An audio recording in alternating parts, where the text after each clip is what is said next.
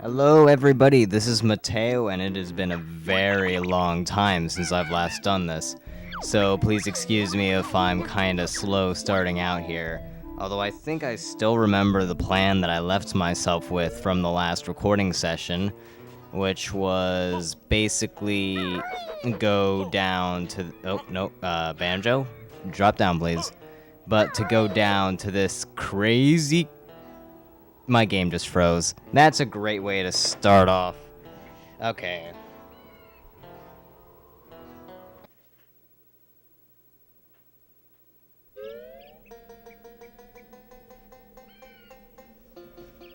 Well, looks like we're seeing the title and stuff. That's just great. Okay. Oh man, gone for 2 weeks and my game manages to break itself in that time. I still haven't gotten around to cleaning the thing. I've really been meaning to, it's just I keep on forgetting, and now I'm kind of really wishing that I did, but we just started a recording session. We're going through with this. We'll do it live. Yep, we are in fact doing this live, which is good because post-commentating this game honestly would kind of be really difficult. I generally just leave my post-commentaries to RPGs because of all the cutting out of battles and stuff. So, yeah, that's just how I do things. People have their own styles. I know HC Bailey does live commentary over his RPGs, which is really neat and stuff, but I don't know, I just think that post-commentaries are easier. Speaking of RPGs, though, to immediately start talking about things other than the game, also if we can not freeze this time, that would be fantastic. But speaking of RPGs and stuff, I've been thinking of starting up a third Let's Play, which I know that is 2 more than I usually do, but here's my reasoning on this. Originally, Banjo, Tooie, and Crash Bandicoot 2 were meant to be uploaded side by side each day, so every single day there would be both a Banjo Tooie video and... Okay, somehow I'm able to ledge grab that, but whatever. There was supposed to be a Banjo Tooie video and a Crash Bandicoot video every single day, and that was supposed to help with the fact that I had such big plans for this summer of sequels, quote-unquote, that I had going on. But to be quite honest, it takes a long time to record, edit, and save these videos. I forgot I don't have an attack with Banjo yet, but we're about to fix that real nice and quick here. So I've been thinking of starting a third Let's Play, another sequel that I was planning on doing, but it would overall be easier than Banjo, Tooie, and Crash Bandicoot would be, so I can do it every single day and alternate days of Banjo, Tooie, and Crash Bandicoot. Okay, that is 4. We're on World 3, and he's done that 4 times. This is ridiculous. You think that Jam Jars would learn by now, but apparently no. Anyways, he gave us the pack whack, so we now have an attack. Also, interesting thing, you might have seen a little double jump there. I don't think that the programmers of this game intended for this, but you can totally hit the B button when you're jumping and then jump again, which is very, very helpful. It kind of makes up for Banjo's lack of a glide and stuff like that. And I forgot that we don't have an attack for Kazooie either. Yup, you basically start from scratch in this game when it comes to power-ups when you split up, which is how they're able to give so many power-ups. The majority of the power-ups in this game now are based on the characters being separated. So look out for that and always keep that in mind when looking for a bottles guy. So by doing that, we have blown up the crazy castle or whatever. I don't know why I'm saying it weird like that. Anyways, that's just thoughts, minor thoughts that I've had. It would take like maybe another week to get it started up because I'd have to record video and stuff like that and edit it. And well, now that AP Microeconomics is going to be stopping soon, and by soon I mean I'm taking the final exam tomorrow at 1 at the rival school, I should have more time than what I had before, which would be helpful. Do I have the airborne? I think I have the airborne A gaming, which is good. Okay, so we have 2 mini games here, one of which you do with both of them, and the other one you do with just Kazooie. Of course, we are doing this one first, where we fly around, we're in first-person view, because we have that power, and balloons will start appearing. You have infinite ammo, you just want to shoot the balloons and get so many points. If you listen to the rules, which I didn't, she would tell you how many points, but these things generally aren't that hard, so I should be fine. Pretty much for all of these games, red is worth 1, blue is worth 3, and green is worth 2. So any points type games that have different colored things, best choice of words right now, but you know, that is how the points work out. So you want to aim for the blues, then the greens, and then the reds. Or just aim whatever happens to be in front of you like I'm doing. Yeah, the airborne A gaming is a lot weirder than what I remembered. You still have complete control over flying, you can steer and stuff, and I think if you... No, you can't do the beak bomb attack if you press B, but you can still press A to rise, so you want to make sure that you don't go too low and hit the ground. Well, I have no idea how many points I had because my PlayStation 2 controller is in the way, but I do know that I got the Jiggy, which is good enough. If you hear that, that is me moving my PlayStation 2 controller out of the way. No thanks, I got your Jiggy, that's all I need. So let's just land. Can I get through the door like this? Kind of. That kind of worked correctly. It would have been better if I didn't get hurt, but I will still call that a victory. Alright, so now let's head back outside. Luckily this is right outside the entrance. And let's split up into Kazooie. Now you may be thinking, but Kazooie doesn't have any powers. Well, she doesn't really need a power to do this game. In fact, it uses a past power from the previous game, but for whatever reason, only she can take part in this. I don't know, it's just whatever they wanted to do. Yep, we have the running shoes right there, and you technically don't have to use the running shoes in this. But it is very helpful if you do, just because you can run around faster. Although Kazooie is pretty fast without them, she's just even faster with them. So again, same scoring system, we need to get only 30 points in 60 seconds. So that's a point every 2 seconds, and considering how most of these are greens, which are worth 2, you can basically consider that going through a ring every 4 seconds, which is incredibly easy to do. Pretty neat little addition here is how they have the rings be different sizes, like the green is notably smaller than the red, and the red is obviously the largest, and then blue is like super small, so that makes it a little more difficult. But you can see at around 30 seconds I already had the amount of points necessary. Oh man, 3 blues right in a row, that's pretty nice, although I missed one. Although still, no. You can still get them as they're disappearing. It just gets kind of difficult. But yeah, 56 points. I almost got double the needed score. Yep, so we've now caused... Okay, I thought the game was freezing again there. We have now caused 2 Jiggies to appear, so about 9 minutes into the video, almost 9 minutes. We now have 2 Jiggies. Wow, this is slow-going progress.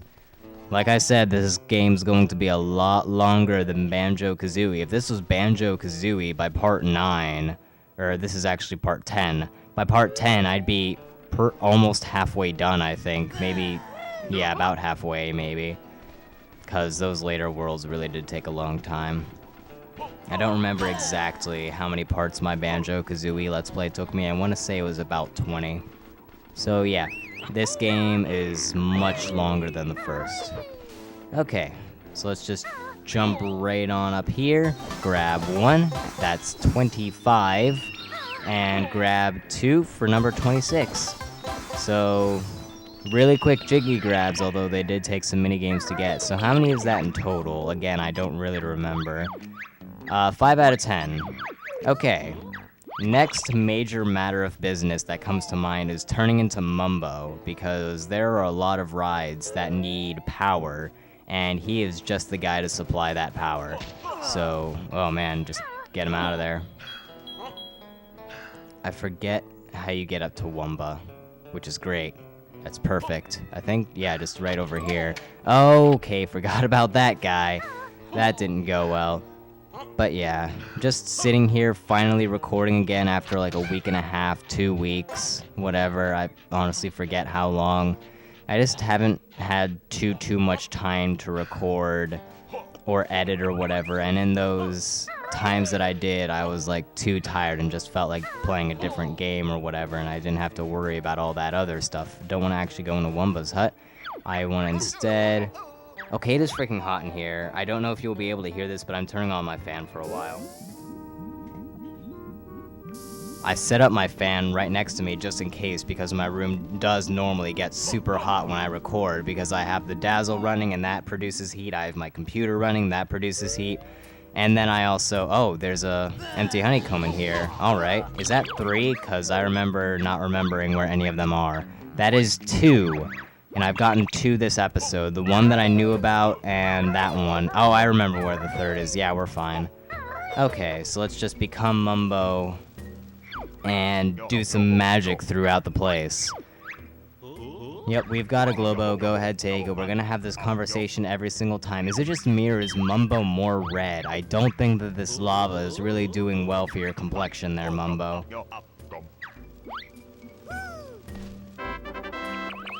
Alright, yeah, he is definitely more red. That's not sunburnt, that's like lava burned. Alright, well, a lava burnt Mumbo's, is gonna come right through the theme park, turn everything on, basically. He is the chief engineer of this place. Oh, going outside definitely is not going to help, especially with all this lava around. Okay. I hate how you press the B button close to the warp pad, but not quite there, and they're like, oh yeah, just step up right close to it, and it's like, I'm close, you registered the fact that I'm there. Why can't you just have me warp? But no, you're just like, oh, that was apparently close enough, but yeah, it's just step a little bit closer to the thing. It's just kind of ridiculous. Alright, so I think there are 2 Mumbo pads in the space zone. The first one is for the Dodgem Dome, and an annoying thing about the Dodgem Dome is you also have to pay for it, so you're gonna have to bring the money van over this way as well. So it's basically impossible to do everything with the money van in a single sitting. So we're gonna backtrack to Wumba soon enough. Once we're done with Mumbo here, probably, and then we'll do everything in this area in one go. Okay, there goes the Mumbo flying out. I never really noticed that until, like, my second attempted playthrough of this game or whatever. But yeah, the Mumbo just goes flying out of your bag for whatever reason. Okay, next up, Star Spinner. Again, we went in here for a short time to try a thing. Oh man, Mumbo's lava burn is just super bad. Watch out.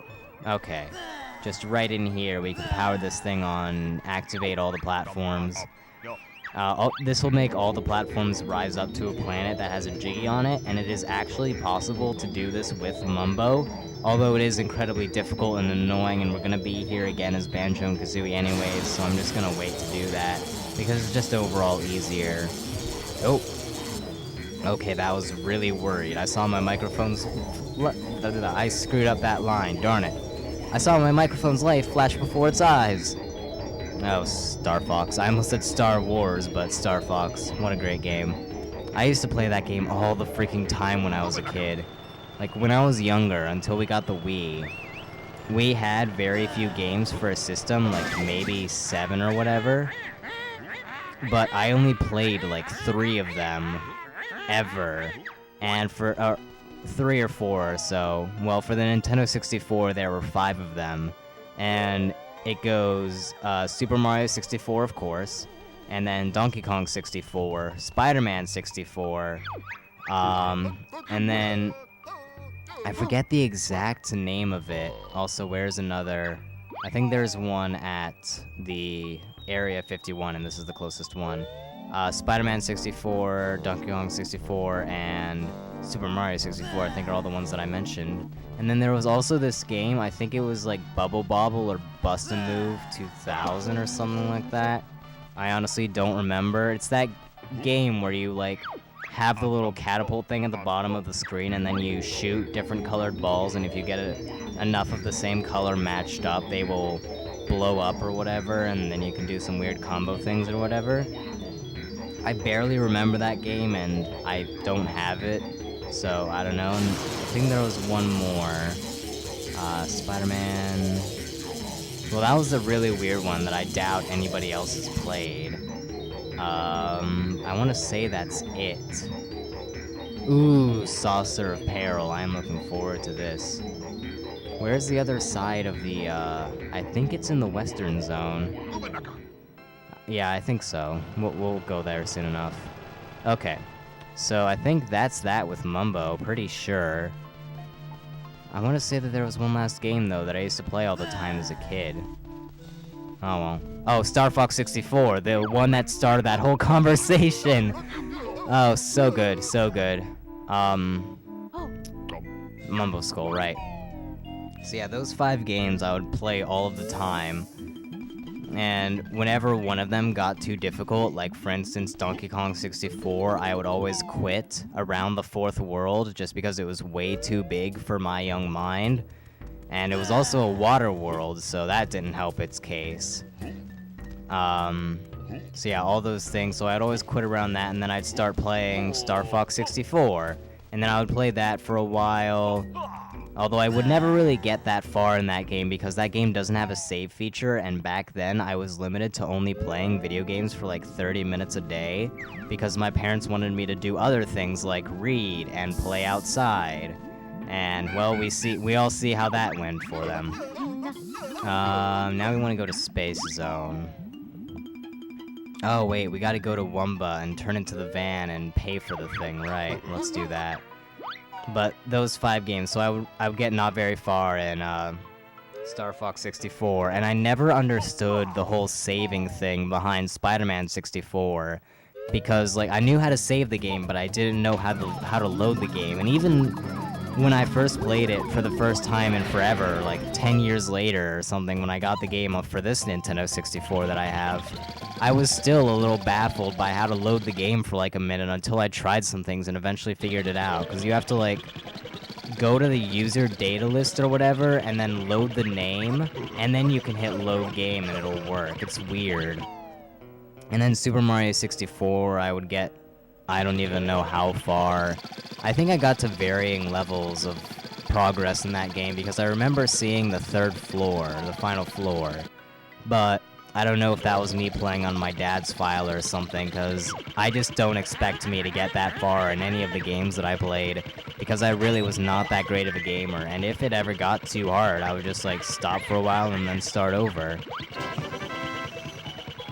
Okay, well, the ride is now open, but we unfortunately cannot play as the van, even though it totally makes sense to be able to play as the van, but you know. So we're gonna have to come back here when we're a bear and bird. What time are we at? 18:30, so we will do the space area of this level and then we'll call it a video, I think. Yeah, that sounds good.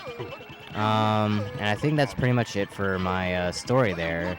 Just random stories about the console that we're playing this on. You know, a bit out of place, but still, I think it's good to have those out-of-place commentaries every once in a while in a Let's Play. It just allows your viewers to know more about you as a gamer and as a person, especially, like, the stories about when you were younger. Those are always fun. Oh my god, Banjo is upside down and drowning. Okay, that was fun. That was also a late reaction, but still. But yeah, and it also makes the Let's Play more you than everybody else, because everybody can explain, like, oh, and then we're gonna do this, and then we're gonna do this, and then that, and then this, and then that. But if you can tell a story about the game you're playing, or about the console, or whatever, I find that more interesting, or even about your life currently. I mean, I've talked about some things, like AP Microeconomics ending tomorrow, which is very, very nice. I can get more of my summer to myself, except for not really, because summer reading and projects and stuff, but I can do those more on my own time rather than needing to finish by a certain date. Well, technically I need to finish by a certain date, but it's not as much to finish, and there's a later date. I'm already halfway done with my summer reading, well, more than halfway done. I'd say about halfway. And then there's also the couple projects that I have to do, which will take a short while. Just by the way, little known fact, or at least I feel like it is, because I didn't know about it. Perhaps I should go with this thing rather than against it. Oh shoot, I am so dead. I am so very dead unless I can land on that star. Well, I somehow didn't die. What was I even talking about when that happened? Could we maybe, like, zoom out the camera? There we go. Yeah, what was I talking about? Oh yeah, I'm like halfway done with summer reading. And then there's also the projects, but those are That's a great answer. But yeah, I'm just taking a break from studying for microeconomics because I've basically been doing that all day, and it's just been forever since I recorded. I really felt like recording, which is always a good time to record. Oh shoot. Yep, I'm definitely dead now. Well, GG. That was super bad. And really, this is only gonna take like an hour or so yeah, I should be fine. Okay, let's go back to Space Zone, try this again, because we are now at we're about at 21.5 minutes or so. So yeah, we're going a little bit over time here, but I just want to grab a couple more jiggies. Oh, actually the Dodgem Dome takes a while. So I think I'll get this one, and then we'll start the next video with the Dodgem Dome, because that one does take a while, because if you saw, there were 3 doors there. So it's kind of like the Mayan kickball. There are 3 rounds, and each round takes like 45 seconds or something like that. So that would be another 2 minutes, and we're already going over time here. So that sounds like the better plan. So we have ourselves a nice 3 or so jiggy episode. Seems to be how a lot of the episodes are going in this, honestly. I remember back in the day when I could get 8 to 10 jiggies in a single episode, and then this game and Click Cluck would happen. Okay, that's how you're supposed to grab that, and now we can fall to our death and not give a care. Okay, where am I relative to everything else? Oh, hey, a Jinjo. Oh, wait, it's a Minjo, the evil kind of Jinjo. So yeah, you're gonna want to watch out for these guys. Could you maybe die? Okay, forget you. You're stuck in a crater. You can't chase me. Oh god, you can chase me! I heard him still going, and I thought he was just like running into the wall of the crater like this. Oh man, I can walk up that too. That's kind of surprising considering how steep that is. Alright, well, with those surprises discovered and whatever, in the next part, we will do the Dodgem Dome and the space shooting minigame. Yeah, there are a lot of minigames in this world, I just now realized. Not as many as the final world, though, I will say that. So, in the next part, Dodgem Dome and other things. Excitement! I will see you all then. Goodbye.